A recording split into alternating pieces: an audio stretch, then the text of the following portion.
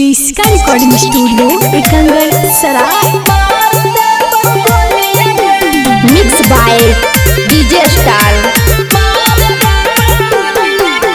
DJ Kundraj presented by Kriska films. प्यार कैलिया तोरा से तोरा उठे न दे डोलिया के।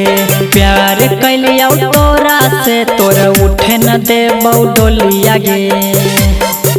आगे बोलता जाबन बोलिया तेरा मार दे गोलिया गे। आगे बोलता जाबन बोलिया तेरा मार दे गोलिया गे। दूसरा नाम के सिंदूर मांग में लगे न दे बौलुलिया गे। अब दूसरा नाम के सिंदूर तोरा लगे न दे बौलुलिया गे। आगे बोलता जाबन बोलिया तेरा मार दे गोलिया गे। आगे बोलता जाबन बोलिया तेरा मार दे गोलिया गे।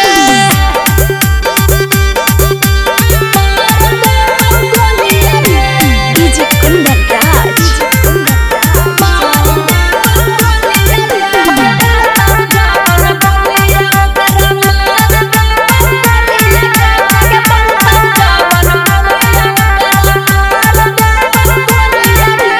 हमर खिलाफ में बोलत कौनो आई लव जेना जहर गे। भैया बापा के साथे होतो अगुआ के मडहर गे। हमर खिलाफ में बोलत कौनो आई लव जेना जहर गे। भैया बापा के साथे होतो अगुआ के मडहर गे। ना बादा से सिंदूर लइबौ गाया से डीजे टरोलिया गे। ना बादा से सिंदूर लइबौ गाया से डीजे टरोलिया गे। आगे बोलता जाबन बोलिया तेरा मार दे गोलिया गे। आगे बोलता जाबन बोलिया तेरा मार दे गोलिया गे। गोलिया गे।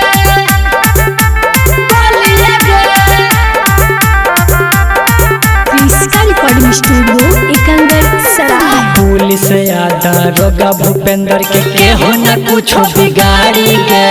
एके यादव के जाना है पगली जिला के अधिकारी गे। हाँ गे पुलिस या दरोगा भूपेंद्र के केहू न कुछ बिगाड़ी गे। डीजे कुंदन के जाना है पगली जिला के अधिकारी गे। दिन दहाड़े उठल तो छौड़ी आ जाए भाई के टोलिया गे। दिन दहाड़े उठल तो छौड़ी सुकेश भाई के टोलिया गे। आगे बोलता जाबन बोलिया तेरा मार दे गोलिया गे। आगे बोलता जाबन बोलिया तेरा मार दे गोलिया गे। क्रिस्का रिकॉर्डिंग स्टूडियो एकंगर सराय।